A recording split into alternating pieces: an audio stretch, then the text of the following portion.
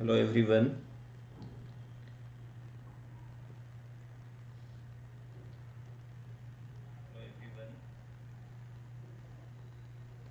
तो आज जो है हमारा वो क्रैश कोर्स का फोर्थ डे है। और आज हम डिस्कस करने वाले हैं करंट इलेक्ट्रिसिटी। इसके पहले हमने डिस्कस किया था इलेक्ट्रिक चार्जेस एंड फील्ड, और दूसरा चैप्टर था इलेक्ट्रिक पोटेंशियल एंड कैपेसिटेंस। तो जो ट्वेल्थ बोर्ड के लिए बहुत ही इम्पॉर्टेंट है। तो आज एक वन शॉट देखेंगे हम लोग करंट इलेक्ट्रिसिटी का, और इसके अंदर कौन से इंपॉर्टेंट क्वेश्चंस हैं जो कि सीबीएसई या बिहार बोर्ड या आईसीएसई बोर्ड में आने वाला है, उसकी पूरी डिटेल हम लोग आज के क्रैश कोर्स में देखेंगे। तो आप सब लोग बने रहिए, इन चीज़ों को ध्यान से देखिएगा, है ना। तो सबसे पहले अगर हम बात करें, जो हमारा टॉपिक है करंट इलेक्ट्रिसिटी, वो बोर्ड के लिए बहुत ही इम्पोर्टेंट है।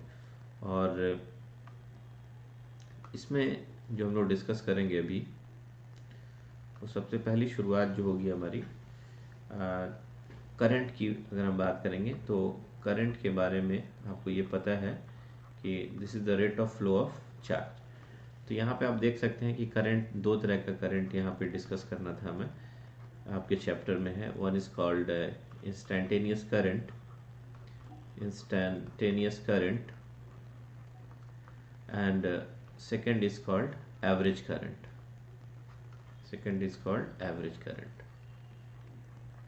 Average current. तो दो तरह की करंट। इंस्टेंटेनियस करंट कहेगा that is the I is equal to d q upon d t. यहाँ से आप डिफ्रेंशिएट करके निकालोगे, यहाँ पे charge is the function of time होगा, है ना। और एवरेज करंट की अगर हम बात करेंगे, that average current is equal to delta q upon delta t. Delta t time interval में कितना चार्ज फ्लो किया, उससे आप एवरेज करंट निकालोगे। तो एक इंपॉर्टेंट क्वेश्चन भी ये हो सकता है कभी कभी कि इंस्टेंटेनियस करंट दे देता है, उससे एवरेज करंट निकालना होता है। तो उसके लिए हमने आपको बताया भी था, आप इंस्टेंटेनियस करंट का dt के साथ इंटीग्रेशन कर देना, और डिवाइडेड बाई dt का इंटीग्रेशन, और लिमिट ले लेना यहाँ से किस टाइम के लिए, है ना। जैसे 0 से t टाइम के अंदर निकालना है तो 0 से t टाइम के अंदर। तो इंस्टेंटेनियस करंट से एवरेज करंट निकालने के लिए ये फार्मूला आपको यूज़ हो सकता है ना। उसके बाद करंट का यूनिट आपको पता है, एम्पियर है। करंट एक फंडामेंटल क्वांटिटी है। इसमें एक टर्म आता है आपका करंट डेंसिटी। तो चूंकि बोर्ड में है आप, तो करंट डेंसिटी ऑब्जेक्टिव सब्जेक्टिव सब में हम बात कर रहे हैं, कहीं कहीं पूछ सकता है आपको। तो what is current density? It is denoted by J, है ना, and it's a vector quantity, and this is current upon area vector, है ना। यहाँ पे यूनिट वेक्टर एंगल। तो करंट डेंसिटी की अगर हम यूनिट की बात करेंगे, that will become ampere per metre square. और डायमेंशन की बात करेंगे तो मास नहीं है, लेंथ है, ऊपर ले जाएंगे के पावर -2। टाइम नहीं है, एंड एम्पियर है। तो this is the dimension of current density, it is a vector quantity, है ना। तो ऐसे करंट डेंसिटी को आप ऐसे भी लिख सकते हैं, that is I A cos theta. ये जैसे मान लीजिए कोई वायर है और मुड़ गया यहाँ पे, है ना। तो यहाँ पे देखेंगे करंट का इधर है, और यहाँ पे इस सेक्शन पे जो एरिया वेक्टर लेंगे उसका डायरेक्शन इधर होगा, और करंट इधर की तरफ है, and this is the angle theta. तो हम ऐसे भी निकालते हैं ना। तो करंट अगर देखेंगे तो that is J A cos theta. तो आप कह सकते हैं कि current is actually the dot product of current density and area vector, that is called current density flux, उसी को कहेंगे हम लोग, है ना। तो अब अगर हम आगे चलें, नेक्स्ट, इसके अंदर अगर आप करंट इलेक्ट्रिसिटी में देखेंगे तो जो सबसे इम्पोर्टेंट यहाँ पे आ जाता है, एक ड्रिफ्ट वेलोसिटी का कॉन्सेप्ट आता है कि आपसे जो पूछा जाता है कि ड्रिफ्ट वेलोसिटी क्या है। ड्रिफ्ट वेलोसिटी क्या है? तो ड्रिफ्ट वेलोसिटी की अगर हम बात करेंगे, किसी भी कंडक्टर के अंदर ड्रिफ्ट वेलोसिटी क्या होता है, इसका एक्सप्रेशन आपसे पूछा जा सकता है। तो एक्चुअली कंडक्टर के अंदर large number of free electrons होते हैं, सबको पता है आपको, है ना। This electrons are moving in random directions, कोई इधर जाएगा, कोई इधर जाएगा, कोई इलेक्ट्रॉन्स इधर जाएगा, with different different speed and velocities होंगी इसके पास। लेकिन जैसे ही हम अभी ये जो आप देख रहे हैं रूम टेम्परेचर पे जो इलेक्ट्रॉन का रैंडम वेलोसिटी है, that is called thermal velocity, और स्पीड लेंगे तो हम उसको कहेंगे थर्मल स्पीड। तो ये जो थर्मल स्पीड होगा रूम टेम्परेचर का इलेक्ट्रॉन का जो रैंडम स्पीड होगा उसका जो एवरेज होगा, that average speed, that is called average speed here, u bar लिख दिया एवरेज स्पीड। तो मान लीजिए u1 है, किसी का स्पीड u2 है, किसी का डॉट डॉट डॉट un है, and divided by n, this is the thermal speed. और वेलोसिटी लेंगे अगर हम लोग तो इसके ऊपर, and thermal speed is not zero, but अगर हम थर्मल वेलोसिटी की बात करेंगे कि थर्मल वेलोसिटी क्या होगा, दैट थर्मल वेलोसिटी आपको पता है कि this is the average, velocity का एवरेज लेंगे, मतलब पहले का वेलोसिटी u1 हो गया, दूसरे का u2 हो गया, वेक्टर के फॉर्म में लेंगे, इसमें मैग्नीट्यूड एंड डायरेक्शन दोनों लेंगे। n नंबर ऑफ इलेक्ट्रॉन है um, तो n इलेक्ट्रॉन का जो रैंडम वेलोसिटी है सबको जोड़ के divided by n, and that will give the average of this all velocity, that is called thermal velocity. और आपको पता है कि कोई राइट में जाएगा, कोई लेफ्ट में जाएगा, तो नेट वेलोसिटी क्या होगा, that is equal to zero. तो थर्मल वेलोसिटी की अगर बात करेंगे कितना होगा, तो that is equal to zero. अब आते हैं यहाँ पे कि ड्रिफ्ट वेलोसिटी क्या होता है। तो अगर हम ड्रिफ्ट वेलोसिटी की बात करते हैं तो उसी कंडक्टर के अंदर large number of free electron है, और उस इलेक्ट्रॉन का एवरेज वेलोसिटी निकालेंगे between the two successive collision when potential difference is applied across the conductor. तो मान लीजिए इसमें बहुत सारे इलेक्ट्रॉन है, लेकिन किसी एक इलेक्ट्रॉन की हम बात करें, ये इलेक्ट्रॉन मान लीजिए यहाँ गया, टकराया, यहाँ आया, फिर यहाँ चला गया, तो किसी एक इलेक्ट्रॉन की पाथ की हम बात कर रहे हैं, ऐसे ऐसे बहुत सारे इलेक्ट्रॉन होंगे।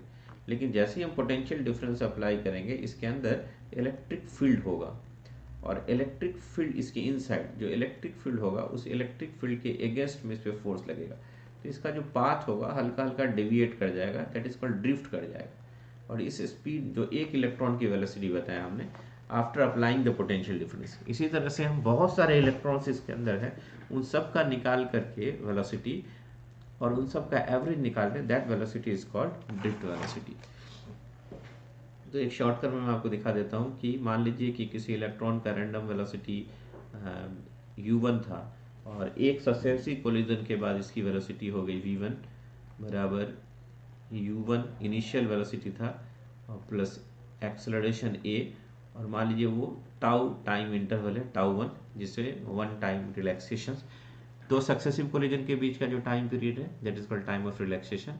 इसी तरह से दूसरे इलेक्ट्रॉन का जो वेलोसिटी होगा, इनिशियल वेलोसिटी u2, लेकिन इलेक्ट्रिक फील्ड आ जाने की वजह से उसमें फोर्स लगेगा, और फोर्स की वजह से एक्सेलरेशन होगा, and that acceleration will be same for all, and tau 2 is the time of relaxation for the second electron. इसी तरह से अगर हम nth इलेक्ट्रॉन की बात करेंगे, उसकी वेलोसिटी कितनी हो जाएगी, तो un plus a into tau n। और तो हम लोग ड्रिफ्ट वेलोसिटी को जो डिफाइन करेंगे कि कितना होगा drift velocity, and that will be the average velocity of all these electron between two successive collision when potential difference is applied and divided by n। तो what you will see here, अगर इसको आगे आगे बढ़ाओगे, यहाँ पे आप v1 v2 vn का value रखोगे, u1 u2 un को एक साइड कर दें आप, u1 पहले का, दूसरे का u2 plus dot dot dot, initial velocity को हमने सबका एक साइड कर दिया, और दूसरे में देखेंगे टर्म में a टाउ 1 है, a टाउ 2 है, a टाउ n है, तो हम यहाँ पे a को कॉमन ले लिया हमने, और यहाँ लिख दिया tau 1 plus tau 2 plus dot dot dot tau n। Very इसमें बहुत इंपॉर्टेंट क्वेश्चन है, ये आता है, and whole divided by n है, तो क्या हम इसके नीचे n, इसको एक अलग पार्ट कर दें, और इसके नीचे भी n ले लें, दो अलग अलग पार्ट कर दिया हमने। ये वाला अगर आप ध्यान से देखेंगे तो ये चीज थर्मल वेलोसिटी, और सारे वेलोसिटीज का वेक्टर सम है, that is called thermal velocity.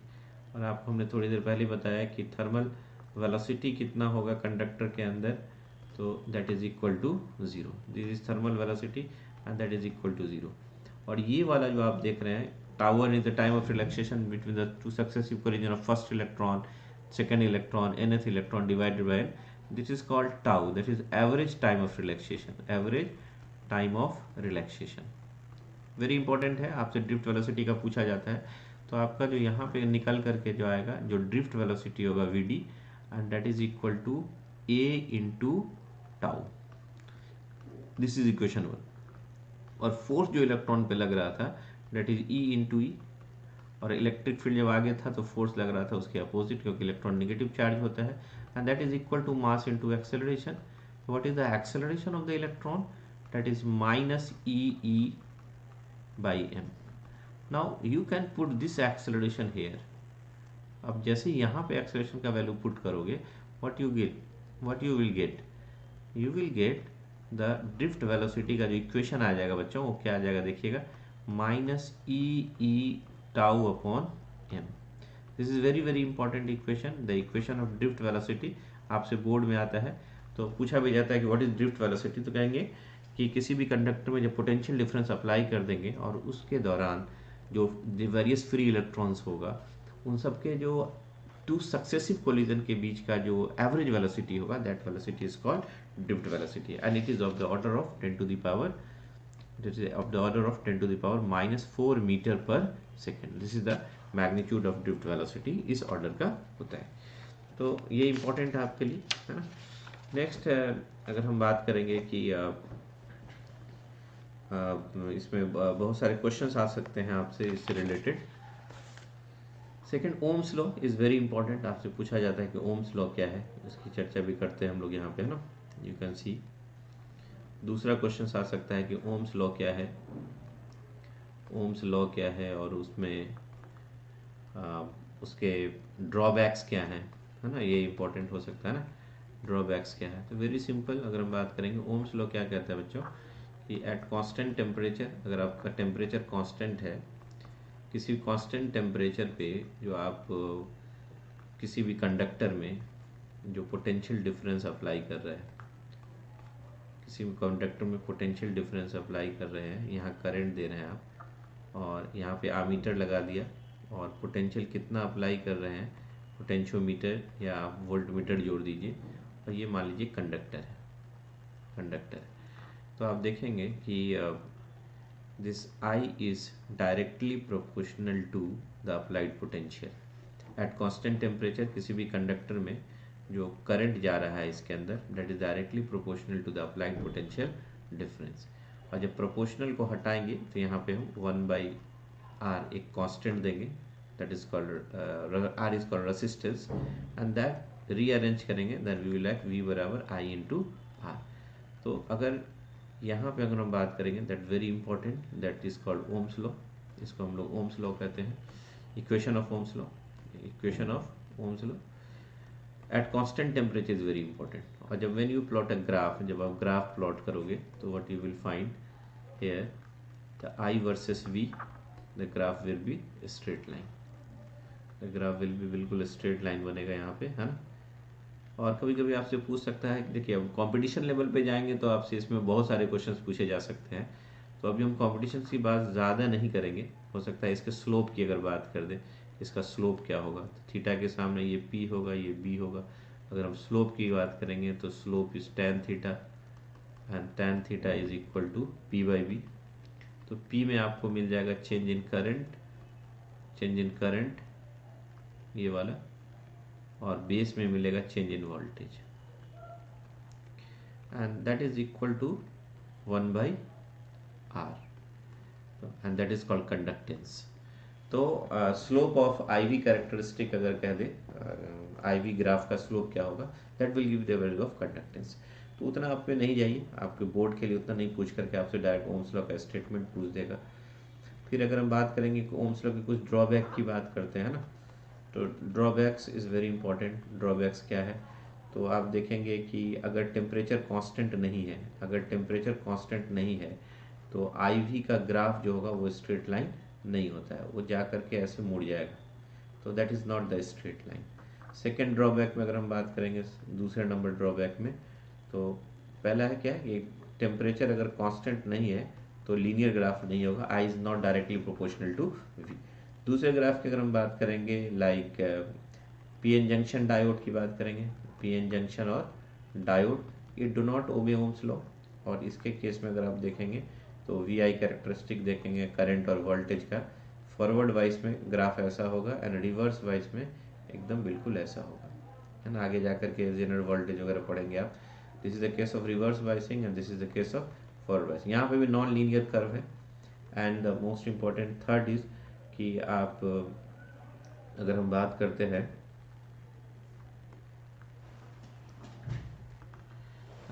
करते हैं, एलईडी की, लाइट इमिटिंग डायोड की, तो light emitting diode also do not obey Ohm's law. तो यहाँ पे अगर आप आई वी का करेक्टरिस्टिक देखेंगे तो बड़ा यूनिक करेक्टरिस्टिक आएगा, ऐसे जा करके ऐसे आएगा। मतलब एक करंट यहाँ पे 3 अलग अलग वोल्टेज पे आ रहा है, तो यहाँ पे भी ओम्स लॉ को फॉलो नहीं करता है, तो ओम्स लॉ को डिस्कार्ड कर देगा ये, है ना। और साथ में अगर आप देखेंगे इलेक्ट्रोलाइट्स वगैरह की बात करेंगे तो इलेक्ट्रोलाइट्स है, ये भी ओम्स लॉ को फॉलो और ओबे नहीं करता है। तो दीज आर द ड्रॉप है जो कि ओम्स लॉ को फॉलो नहीं करेगा। फिर उसके बाद अगर हम बात करते हैं बच्चों की ओम्स लॉ के बाद क्या क्वेश्चन आ सकते हैं इसमें, तो आपसे ये पूछा जा सकता है कि relation between the current density and conductivity and electric field, ये सब का जो रिलेशंस आता है उसकी चर्चा हम लोग करें अगर, तो देखिए क्या मिलेगा। तो रिलेशन बिटवीन अगर current density, conductivity and electric field है, अगर उसकी हम बात करेंगे तो मान लीजिए ये कंडक्टर है और इस कंडक्टर के अंदर आपने एक पोटेंशियल डिफरेंस अप्लाई कर दिया, यहाँ पे V पोटेंशियल डिफरेंस अप्लाई कर रहे हैं, और इस कंडक्टर का area of cross section A है ना। इसमें करंट कितना जा रहा है, I जा रहा है। इसका एक छोटा सा सेक्शन अगर हम कट कर दें, ds सेक्शन कट कर दें, तो यहाँ पे अगर हम बात करेंगे कि इसका area of cross section A है, तो इसका जो वॉल्यूम होगा that volume is equal to A into dx। एक टर्म आता है नंबर ऑफ इलेक्ट्रॉन डेंसिटी। अगर हम इलेक्ट्रॉन डेंसिटी की बात करेंगे, जैसे number of electron per unit volume, तो मान लीजिए इसमें नंबर ऑफ इलेक्ट्रॉन कितना है n, और इसका वॉल्यूम है dv। तो that number of electron in this section, इस सेक्शन के अंदर इलेक्ट्रॉन का जो नंबर्स होगा उसकी बात करेंगे, that is equal to small n into dv।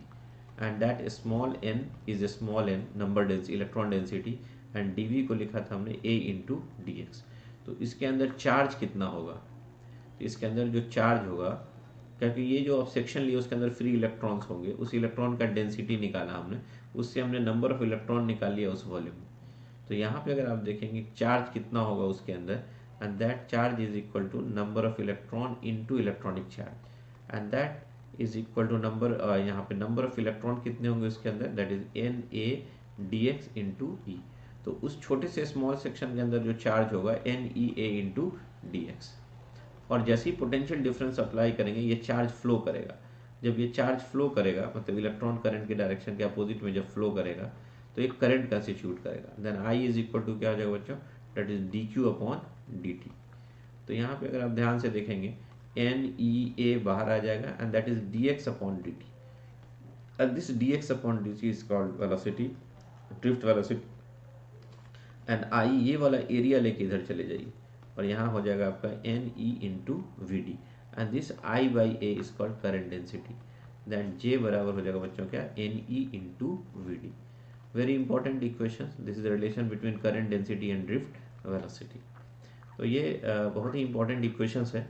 और साथ में अगर हम एक और बात करें कि मान लीजिए हमने ये जो कंडक्टर लिया, और इस कंडक्टर में हमने पोटेंशियल डिफरेंस अप्लाई किया V, आप देखेंगे V, इसका लेंथ L है, और आपने V पोटेंशियल डिफरेंस अप्लाई किया, तो इसके अंदर जो इलेक्ट्रिक फील्ड सेटअप होता है, तो दोनों एंड के क्रॉस, तो ये जो V बराबर जो लिखते हैं हम लोग, दैट इज इलेक्ट्रिक फील्ड, दोनों यहाँ इलेक्ट्रोस्टैट में बताया था हमने, दोनों टर्मिनल के क्रॉस, और दोनों के बीच का जो लेंथ है 1 और 2 के बीच का, and that is equal to L। और आपको पता है कि V बराबर अगर हम बात करेंगे तो ओम्स लॉ से आपको पता है कि what is Ohm's law. According to Ohm's law V बराबर I इंटू आर, और आपको पता है कि I is I and R is what, rho L by A. Rho is the resistivity, L is the length.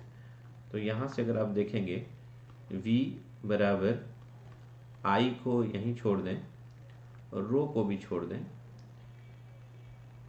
Area को भी छोड़ दें, और यहाँ का जो L था लेके चले जाएं इधर, तो यहाँ पे अगर आप देखेंगे V और L उससे डिवाइड कर दें तो E हो जाएगा, and that is equal to E।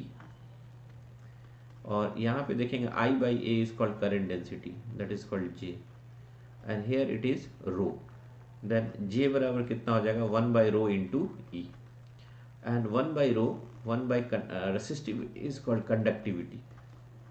तो ये जो आपका आ गया, और वेक्टर फॉर्म में जब लिखेंगे, करंट डेंसिटी वेक्टर है और इलेक्ट्रिक फील्ड भी वेक्टर है, and this is the current density and this is the electric field and this is the conductivity and this is called Ohm's law in vector form. ये भी क्या आपका Ohm's law in vector form है। तो Ohm's law in vector form. तो actually मैं बताना चाह रहा था कि आपने देखा एक जगह पे J बराबर एनी वी डी, और एक जगह देखा आपने that is sigma into E, और एन ई वी डी को जगह पे लिख सकते हैं आप ई टाउ बाई एम। तो यहाँ से सिग्मा इंटू ई, और ये ई और ई कैंसिल हो जाएगा, देन यहाँ पे आपको कंडक्टिविटी का जो इक्वेशन आ जाएगा that is N E square tau by M, और रेसिस्टिविटी का जो इक्वेशन आ जाएगा, पलट दीजिए, M by N E square tau. तो टेम्परेचर के साथ अगर किसी कंडक्टर के अंदर रेसिस्टिविटी और कंडक्टिविटी को वेरी कराना हो तो आप इस इक्वेशंस को यूज कर सकते हैं। पूछ भी सकता है आपके ऑब्जेक्टिव में, पूछा जा सकता है कि what is the equation of conductivity and what is the equation of resistivity. ये सारे क्वेश्चंस आपके पूछे जा सकते हैं। And drift velocity per unit electric field is called mobility. अगर कहीं पर टर्म आ जाता है कि मोबिलिटी क्या होता है, that mobility is drift velocity per unit electric field, and drift velocity is e tau upon m, and divided by e से कट जाएगा ये वाला, then it will become e tau upon m. Mobility means mobileness, freeness. कोई भी electron या whole जब किसी कंडक्टर या सेमीकंडक्टर के अंदर जब मूव करता है तो उस वक्त उसकी मोबिलिटी क्या होती है, फ्रीनेस कितनी होती है, उसको हम लोग कैलकुलेट कर सकते हैं, उसको हम जान सकते हैं by the equation E tau upon M, where tau is called time of relaxation. उसके बाद जो अगर आप आगे बढ़ेंगे जब इस चैप्टर में, तो रेसिस्टेंस की चर्चा होगी, है ना, रेसिस्टेंस की चर्चा होगी कि रेसिस्टेंस क्या होता है। तो आपको पता है कि resistance is equal to rho L upon A. आपसे पूछा जा सकता है कि अगर किसी कंडक्टर के अंदर rho is the resistivity of the conductor, L is the length and A is the area of cross section and R is the resistance. कभी कभी आपसे पूछ सकता है कि लेंथ को अगर आप n टाइम्स बढ़ा देंगे किसी वायर को स्ट्रेच करके तो उसका रेसिस्टेंस नया कितना हो जाएगा, R dash is equal to how much. It's very simple, आप किसी भी वायर को जब स्ट्रेच करेंगे उसका वॉल्यूम रिमेंस कांस्टेंट, तो उस केस में आर बराबर आप लिख सकते हैं रो एल स्क्वायर कर दें तो नीचे एक एल एक्स्ट्रा लेना पड़ेगा, and that is called volume, that will become rho L square upon volume. Wire को स्ट्रेच करेंगे उसका रेसिस्टिविटी चेंज नहीं करेगा, वॉल्यूम चेंज नहीं करेगा, then R is directly proportional to L square. तो यहाँ पे आप आराम से निकाल सकते हैं R2 by R1 is equal to L2 by L1 का स्क्वायर, और हमने जैसा कहा कि ये स्क्वायर यहाँ लिख दीजिए, तो यहाँ पे हो जाएगा NL, आपने उसको लंबा करके n टाइम्स बढ़ा दिया है, तो इनिशियल लेंथ इज L और दूसरा लेंथ खींच के आपने ये कर दिया है, इसको काट दीजिएगा, that will become n square, then R2 बराबर हो जाएगा n square times of R1। ये पूछा जा सकता है एक वायर को आपने n टाइम्स स्ट्रेच कर दिया तो उसका नया रेसिस्टेंस कितना होगा, जैसे 2 टाइम्स आपने खींच दिया, डबल कर दिया तो 2 टू द 4 टाइम्स इंक्रीज कर जाएगा रेसिस्टेंस। अगर 3 गुना लेंथ बढ़ा दिया तो that will increase by 9 times. कभी कभी आपसे हमने भी जो क्वेश्चन दिया उसमें लेंथ इंक्रीज किया, कभी कभी आपका जो केस 2 में अगर ये हो सकता है कि उसको ऐसा खींचा आपने कि उसका रेडियस, उसका शुरुआत में जो रेडियस था वो r था, रेडियस ऑफ क्रॉस सेक्शन, आपने इसको इतना खींचा कि radius decreases by n times, तो radius decreases by n times, इसका रेसिस्टेंस अगर r था तो इसका रेसिस्टेंस कितना होगा, तो आप उसी तरह से कैलकुलेट कर लेंगे। r बराबर हो जाएगा रो एल बाई ए, इस बार एरिया ऑफ क्रॉस सेक्शन में है आपका रेडियस इन्वॉल्व, तो a से ऊपर नीचे मल्टीप्लाई कर देंगे तो ये a स्क्वायर हो जाएगा, and this will become volume, that is rho v by A square, and area के बारे में आपको पता है कि that is pi R square और उसका स्क्वायर है, तो that resistance is equal to यहाँ पे हो जाएगा rho and volume, this is and here pi square and r to the power 4, ये सब का सब कांस्टेंट होगा, ये पाई है ना, ये कांस्टेंट होगा। तो कहीं ना कहीं आप इस केस में जो देखोगे कि resistance is inversely proportional to r के पावर 4। तो यहाँ पे अगर आप रिड्यूस करेंगे R2 बाई R1 करेंगे तो what you will get here, that is R1 by R2 के power 4, and what you will get here R1 is R और आपने इसको R बाई एन ऐसा स्ट्रेच किया कि radius decrease by N times, ये कट जाएगा और एन नीचे के नीचे ऊपर चला जाएगा, देन R2 बराबर एन के power 4 times of R1। That is very important. आपने ऐसा खींचा कि रेडियस आधा हो गया, इसका मतलब R बाई 2 हो गया, इसका मतलब R बाई एन, एन का वैल्यू 2 आया, तो 2 के पावर 4, तो 2 to the 4 to the 8 to the 16 हो जाएगा ना, 16 टाइम दैट विल इंक्रीज। तो दैट्स वेरी इंपॉर्टेंट, ये भी इंपॉर्टेंट क्वेश्चन है आपके लिए, पूछा जा सकता है। और रेसिस्टिविटी का वेरिएशंस अगर हम बात करेंगे, जो एनसीईआरटी के अंदर ग्राफ भी है, तो रेसिस्टिविटी वर्सेस टेम्परेचर का ग्राफ देखेंगे। तो अगर हम बात करेंगे कॉपर के लिए, तो ये लीनियर ग्राफ बना दीजिएगा आप यहाँ से, है ना। एंड अगर आप बात करेंगे नाइक्रोम के लिए, तो थोड़ा सा ऊपर उठा करके नाइक्रोम के लिए बनाएंगे रेसिस्टिविटी वर्सेस टेम्परेचर का ग्राफ। सेमी कंडक्टर के लिए अगर बात करेंगे resistivity versus temperature, the graph will B as you increase the temperature resistivity will decrease। and super conductor के लिए अगर बोला जाए तो resistivity versus temperature, critical temperature के नीचे अगर हम बात करेंगे तो आपका रेसिस्टिविटी 0 होगा और कंडक्टिविटी इनफाइनाइट होगा, that is the super conductor. लेकिन क्रिटिकल टेम्परेचर के बाद it will behaves like conductor simply. Conductor का टेम्परेचर जैसे बढ़ता था, ये वाला जैसे कॉपर का, उसी तरह से हम यहाँ के ऊपर दिखाएंगे, ये वाला नहीं है ना, यहाँ से ऊपर की तरफ दिखाएंगे। तो फिर से बना देता हूँ like this, resistivity versus temperature for super conductor it will be like this, है ना। ये दिस इज क्रिटिकल टेम्परेचर, इसके बियॉन्ड सुपर कंडक्टर होगा, इधर नॉर्मल कंडक्टर की तरह टेम्परेचर बढ़ेगा, टेम्परेचर बढ़ने से resistivity will increase like this. हल्का सा थोड़ा सा टिल्ट कर सकते हैं। And this is for copper, this is for nichrome, this is for semi conductor and this is for super conductor. So these are the variation of resistivity with temperature। उसके बाद अगर हम बात करें बच्चों की और क्या क्या इंपॉर्टेंट हो सकता है, तो रेसिस्टर के बारे में, कार्बन रेसिस्टर्स आर इम्पोर्टेंट, है ना। तो कार्बन रेसिस्टर्स की अगर हम बात करेंगे क्या होता है, जिसको आप कहते हैं colour coding of carbon resistor, है ना। कार्बन रेसिस्टर, ये मैं इसलिए बता रहा हूँ कि आपका ऑब्जेक्टिव भी नहीं छूटेगा अगर आप इन चीज़ों को देखेंगे। तो इसके लिए हमने एक आपको कोड बताया था, है ना। तो सेक्शंस में जो भी हम देखते हैं यहाँ पे, कार्बन का जो रेसिस्टर होगा उसमें इस तरह के रिंग्स बने होते हैं 4, है ना। ये रिंग्स बने होंगे, कलरफुल रिंग्स बने होते हैं, है ना। जो कलरफुल रिंग्स बने हुए हैं उसमें पहला डिजिट होता है D1, दूसरा D2, तीसरा मल्टीप्लायर एंड चौथा टॉलरेंस। इसके लिए मैंने आपको बताया भी था कि एक चार्ट आपको बनाना पड़ता है जिसमें कलर्स के बारे में लिखते हैं आप, उसके लिए नंबर्स देते हैं, डिजिट देते हैं, है ना, और उसके बाद मल्टीप्लायर देते हैं और टॉलरेंस। इसके लिए मैंने आपको कोड बताया भी था, that's very important. BB Roy of great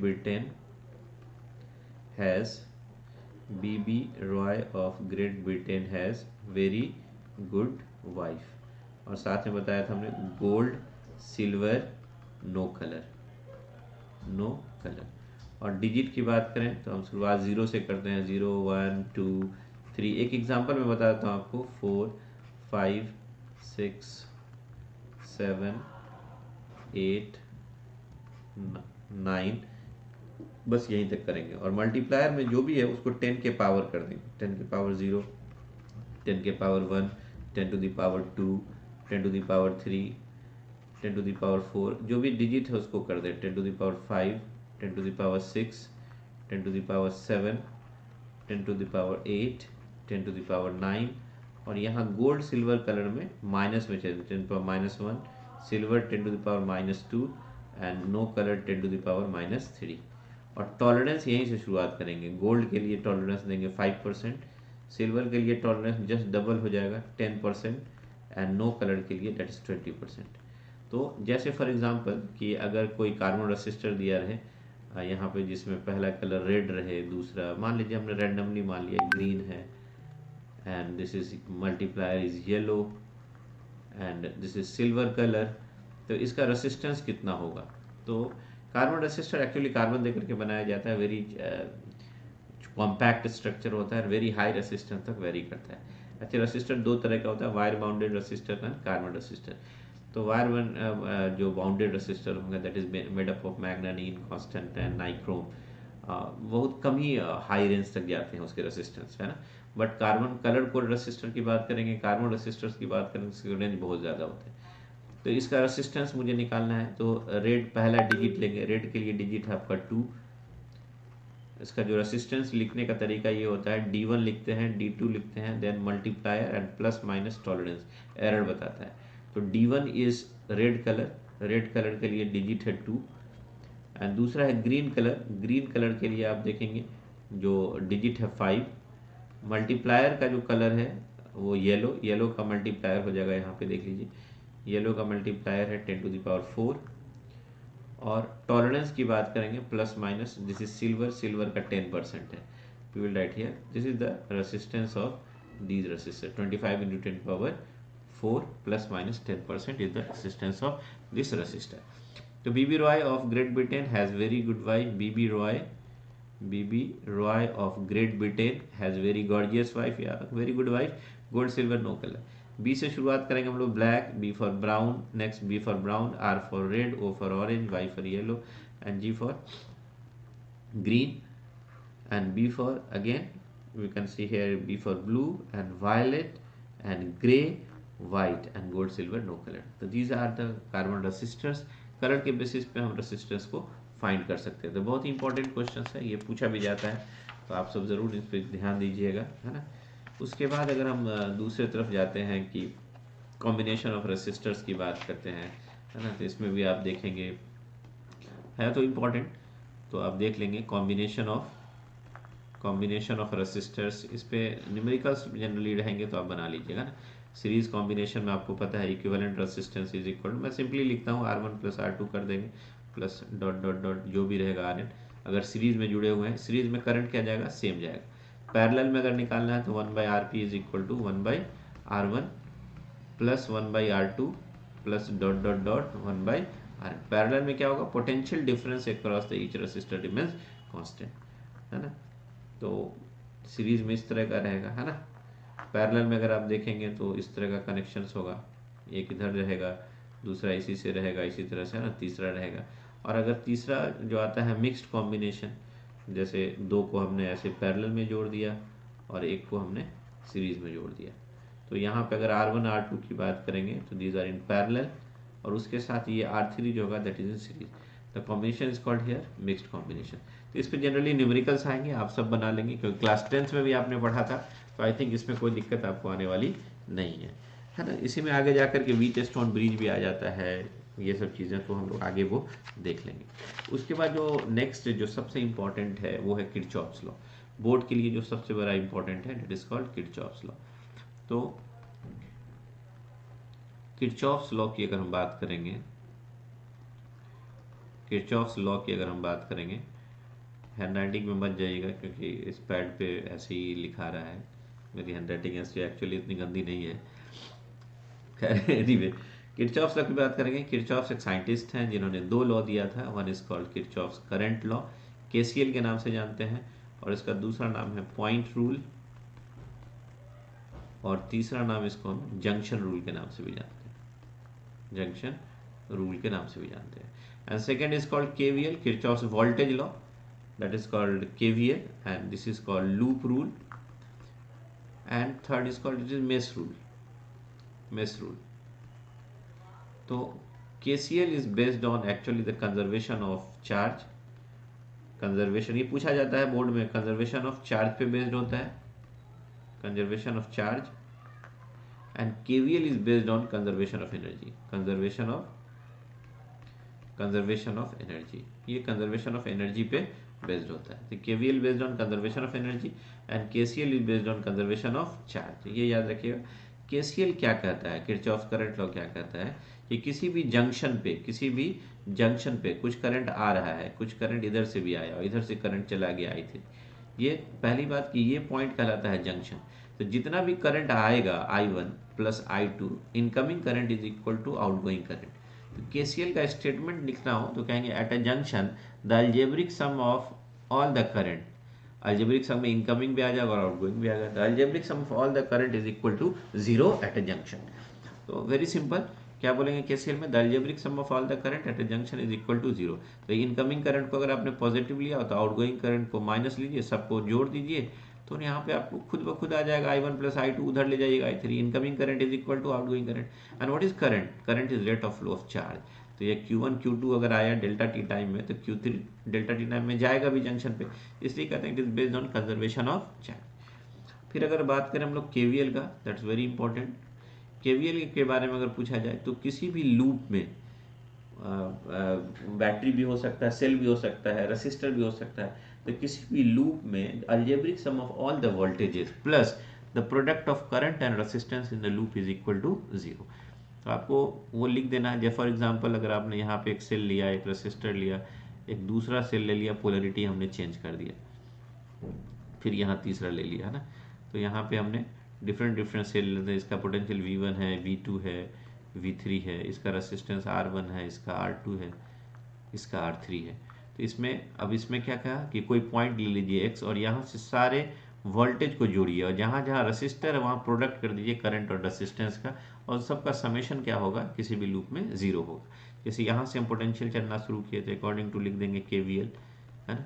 according to KVL हम यहाँ से चलते हैं, ध्यान से देखिएगा, है ना। व्हाट यू विल सी, यहाँ का पोटेंशियल हो जाएगा Vx, लोअर से हायर अगर हम प्लस ले रहे हैं V1 और करंट के डायरेक्शन में जा रहे हैं, करंट अपने मन से मान लीजिए किधर जा रहे हैं हम लोग, है ना, तो करंट के डायरेक्शन में जा रहे हैं, करंट जाता है हायर से लोअर, अगर लोअर से हायर प्लस ले रहे हैं अंदर, हायर से लोअर माइनस लेना होगा, that is minus I into R1। फिर इसमें गया हायर से lower, that will become minus 3 V3। फिर करंट के डायरेक्शन में R2 में जा रहे हैं तो माइनस I इंटू R2। फिर इधर आए, करंट के डायरेक्शन में ही हम जा रहे हैं इधर की तरफ, that is minus I into R3।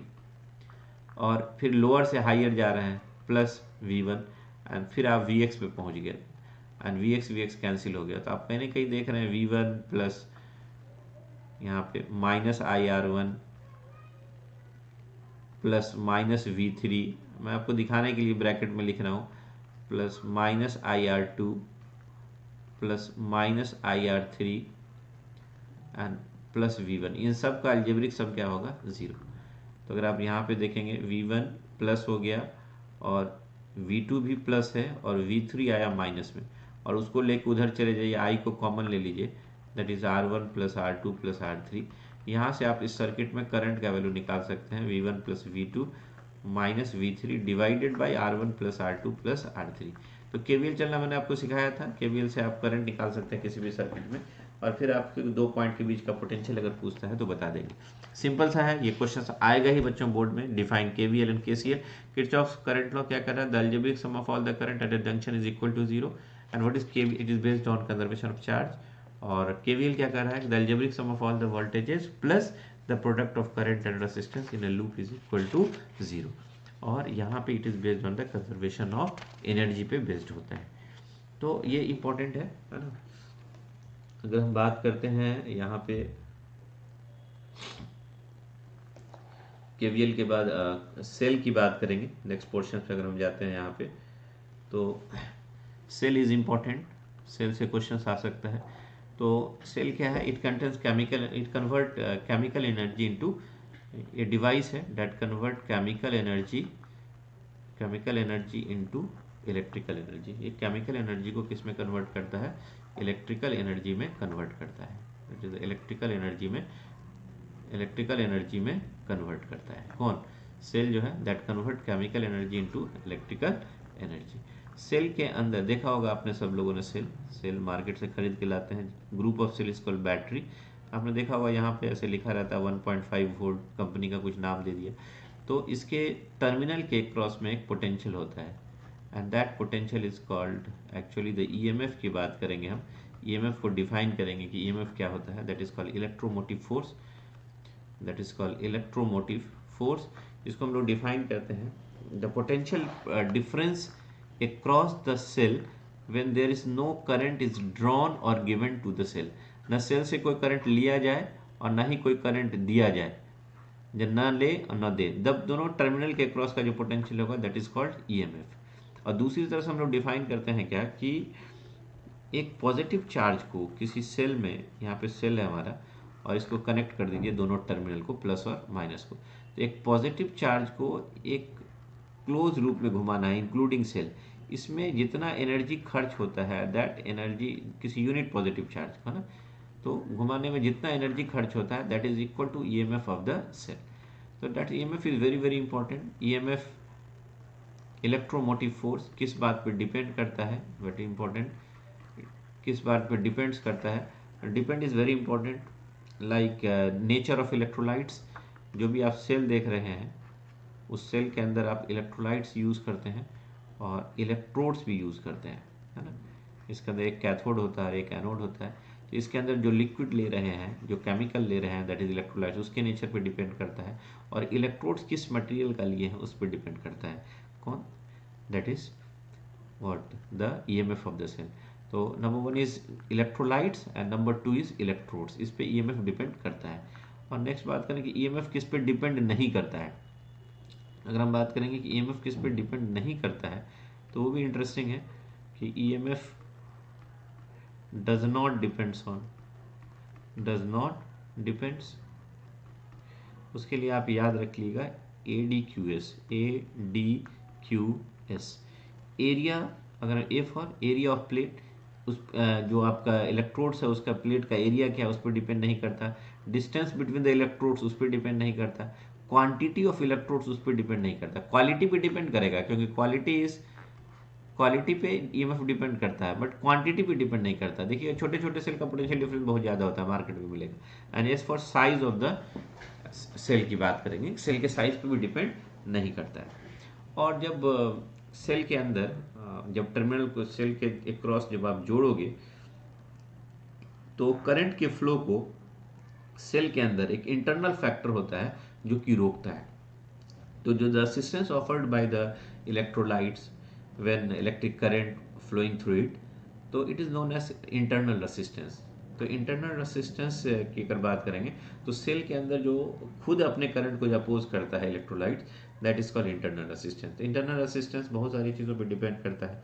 अगर आप distance between the two electrodes को इंक्रीज करेंगे तो आर इंक्रीज कर जाएगा, internal resistance will increase. Area dipped in the electrolytes increases, जितना आप इलेक्ट्रोलाइट्स को अंदर में डीप करेंगे आर डिक्रीज करता है internal resistance. Concentration of electrolytes को जितना आप इंक्रीज करेंगे internal resistance will increase, and temperature increase करने पे इंटरनल रेजिस्टेंस डिक्रीज करता है। तो दैट्स वेरी इंपॉर्टेंट। एक टर्म आता है terminal potential. The potential difference across the cell is called terminal potential, उसको कहेंगे हम लोग टर्मिनल पोटेंशियल। तो एक कोई भी सेल ले लें, फॉर एग्जांपल एक सेल का फिगर बनाया हमने, सेल के अंदर का ये internal resistance that is called EMF and that is internal resistance, this is called cell. तो मान लीजिए ये पॉइंट x है और ये y है, तो Vx minus Vy the terminal potential across the cell is called here terminal potential difference across the cell is called terminal potential। और एक और याद रखिएगा, ये ना करंट ले रहा है ना दे रहा है, इस केस में टर्मिनल पोटेंशियल ईएमएफ के बराबर होगा। लेकिन जैसे ही हम सेल के अंदर सेल कुछ करंट देना शुरू कर दे, मतलब डिस्चार्जिंग का केस है, तो डिस्चार्जिंग के केस में terminal potential will become E minus IR। और जैसे ही हम सेल को चार्ज करेंगे, in case of charging then terminal potential is equal to E plus I into R. मैंने क्लास में डिटेल बताया है ना, तो आप उसको ध्यान रख लीजिएगा। तो ये चार्जिंग का केस हो जाएगा and this is called discharging का केस। इसमें बस एक चीज़ याद रखना, आपको एक मैक्सिमम पावर थ्योरम आता है that is MPT, maximum power theorem. तो मैक्सिमम पावर थ्योरम कहता है कि कोई भी सेल से अगर आप कोई भी सेल है and this is the cell, internal resistance ये हो गया, ये E और ये एक्सटर्नल रेजिस्टेंस आ, तो यहाँ से जो करंट जा रहा है और एक्सटर्नल रेजिस्टेंस से जो पावर रिलीज हो रहा है, तो अगर पावर मैक्सिमम रिलीज हो रहा है उस केस में internal resistance, net internal resistance is equal to external resistance. उस केस में पावर जो डिलीवर्ड होगा external resistance and that will be the maximum, and this theorem is called maximum power theorem. तो these are the very important है ना। और second is Joule's law of heating. Joule's law of heating की अगर हम बात करेंगे तो इन्होंने कहा कि किसी भी रेसिस्टर से आप करंट पास कीजिए, किसी भी रजिस्टर से अगर आप करंट पास करा रहे हैं, V वोल्ट जोड़ दिया डेल्टा टी टाइम के लिए, तो इसमें हीट प्रोड्यूस होता है and that heat is equal to I square R into T and that is also called V square by R into T and that is called joule's law of heating. तो कभी कभी मन में आ भी सकता है कि सर ये आया कैसे, उसको प्रूफ करने के लिए भी कहीं मिल सकता है आपका ना, कि आप प्रूफ करके दिखाइए ये चीज़ें कि कैसे होगा।